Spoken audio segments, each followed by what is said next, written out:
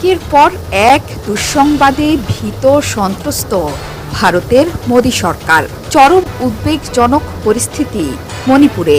মাত্র কদিন আগেই সেনাবাহিনীকে প্রস্তুত থাকার নির্দেশ দিয়েছিলেন দেশের প্রতিরক্ষা মন্ত্রী রাজনাথ সিং। সেখানে উল্লেখ করেছিলেন বাংলাদেশের কথাও। কিন্তু তার দুদিন না যেতেই ভারতের জন্য গভীর দুঃসংবাদ।